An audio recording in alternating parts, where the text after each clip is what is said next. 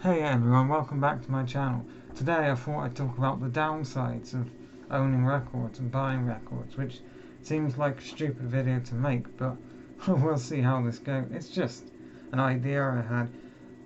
I think the first thing is the size and the storage of records. Not a lot of people would have the space for it. I stopped buying records because I don't have any more space for them. I've got a lot. I don't have a count on how many in total, but I've got too many.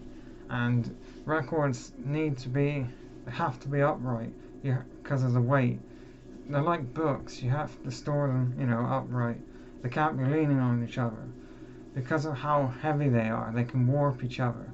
And then if they're warped, they become useless, which you don't want.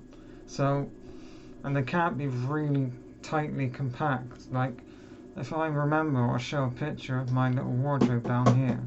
But I've had them where it's like really hard to pull one out because there's so many in there. And I believe that warped them as well, because I had one that was unplayable or it broke somehow. I think that's the biggest one. Well, another big one is selling them. Selling them can be complicated, especially. So the story goes, I thought that I would collect the Beatles in mono. So I bought all their mono albums early release on eBay. Not early, but early pressings. And I thought, great, I've got this great collection, I'll listen to them for a while and then I'll sell them. I went to sell them and I've taken the whole collection to a few different record shops and they won't buy them because, the quality of the actual, I'll show you. They're all over here. If I get out Sergeant Pepper's, they won't buy it because of the quality of the case. The record sounds fine. It's Sergeant Pepper's in mono. It's brilliant.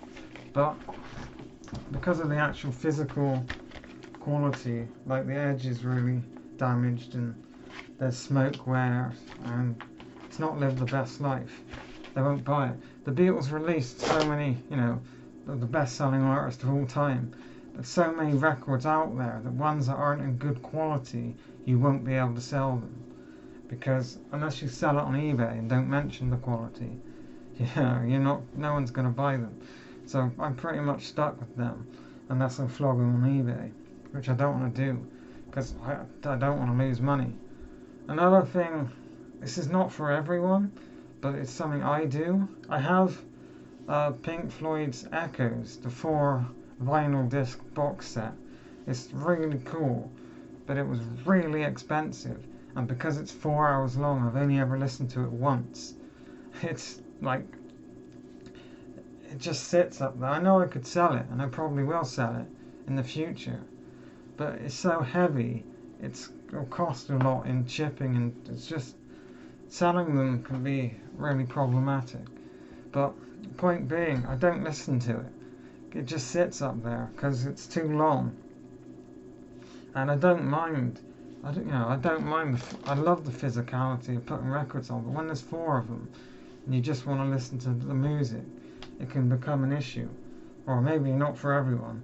Maybe I'm just being lazy. But it was £100. I spent £100 on that. It sits up there. I've only ever listened to it once. It was a complete waste of money. And that's just... And there's a lot of albums down there, and I have some in a storage unit that I don't listen to. I don't have a need to listen to. That's more me and my money spending issues. But when I go into somewhere like HMV, they might have a sale on, or this album might only be half price, so I think I'll get another one. And I collect them, and I love having my collection of different albums, but I don't listen to, I don't find it worthwhile to stick an album on that I don't really want to listen to when it's on the phone, which I can just stick on. And I know that goes against the reason for buying records, but if you understand, I have down there, I have Queen's News of the World. It's an amazing album, but I don't want to listen to it as much as I would say Sergeant Pepper's or the White Album. and it just sits there. You know, I shouldn't have bought it. I should basically only buy records you know you're gonna listen to all the time and love. If you're not gonna listen to it, don't buy it. But that's not something I do, you know. And well, I think that's it. There's not a lot of down points. I suppose the actual record, I won't turn it around, but a proper record player can be expensive. So the expenses of it can be a problem. You can buy these cheap, like, they look like a suitcase, but they're a record player. You can buy them, but do not buy them, because they're crap and you're wasting your money. Sorry, I'm a bit ill, but you can buy an all-in-one system, which I had an Ion 1 for about a year before it packed up. And, you know, they're fine. The sound quality is not perfect, but sorry, I had to clear my throat. The sound quality is just not great. So if you want like the best sound quality when you listen to records, you need to have a proper record player, which mine was about 70, no, it was more than that, about £90.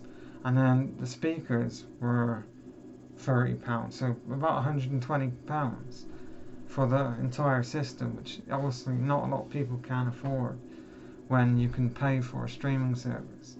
But I like the fact, for example, Oasis is my favourite band of all time. I think they're the best band in the world, ever. I know. And, you know, I love Liam and Noel Gallagher and I want to support them. So I have every album they have ever released on vinyl, with the band or solo. And that's great. And that's why I don't like streaming services, because if I stream Liam Gallagher's new album on here, he won't get as much money as he would if I buy the record and play it. But now I'm going on a tangent.